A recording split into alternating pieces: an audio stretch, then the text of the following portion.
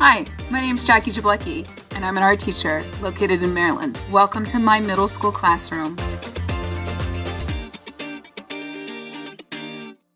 Let's talk about one of the scariest things that we do in the art room and in middle school. We have to bear the brunt of slang. And it changes week to week, day to day, hour to hour. I do that in order to form a relationship with them. I don't want them to see me as somebody who's totally unapproachable. It's my duty to understand them, whether it's their slang or a meme or whatever it might be. It gives me a little intel into things that they're doing. As well, it provides me with the opportunity to relate to them in a way that we can have a relationship that's positive. Do I do the best at it? No. You want to know why? Well, because I'm an old person. To them, I'm very, very old. They do think it's funny when I get it wrong, which I'm okay with. And they do think that it's cringy, and it always gets a great reaction. If you came into this class and somebody had painted and you were wearing your brand new shirt, you had just gotten this, and it was like, you've been waiting to wear this. You leaned over the table and, oh my gosh, there was black paint. It would be so Sigma. You would lose so many aura points. Is Sigma good? No, Sigma's good. Skibbity. It would be Skibbity. Thank you.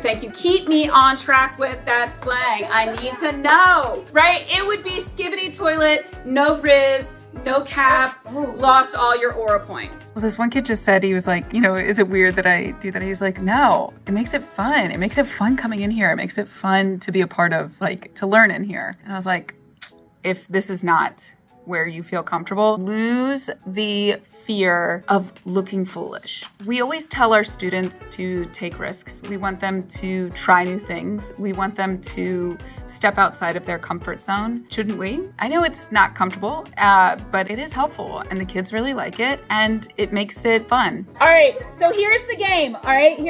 We're gonna go kind of fast and furious. All right, I'm gonna give you slang from the early 2000s, from when I was in middle and high school. Your dad was? Yeah, I know, because your dad and I are friends. And I'm gonna give you a couple of pieces of slang, and I wanna see if you can use it in a sentence, and then see if we can translate it to something of your slang. Yeah, it's very skibbity toilet. It's very skibbity toilet, Ohio Riz. It's so preppy. All right, here's our first word, sick. Oh, okay. That's right. Oh, your outfit's so sick. Okay. All right, how would you describe that in your verbiage? Sigma, okay. Buff, what's buff? Rizzy? So when we would say, it'd be like, oh my gosh, he is so buff. It means so that would be your Riz. So good, I love that. How about this? What if I went like this?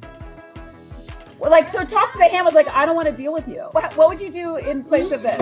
Is that where I go, should stop mewing or start mewing? Stop the cat. Okay. All right, last one. You got served. You just got cooked. You guys also say you're like, oh, I'm cooking, meaning I'm doing work, about to cook. Today was a shortened day. It was a half day. And they were like, oh, it's so skibbity that we have to leave early. I wish I could stay in this class all day. And that to me is the greatest compliment. Be where they are. And it is really important for teachers to understand their own personal district's policy on social media when it surrounds your job. My district's rules are making sure that it is professional, that you would be proud if a parent saw it, and that it's appropriate for students. And then obviously to never follow or have social media relationships with students, which is absolutely true.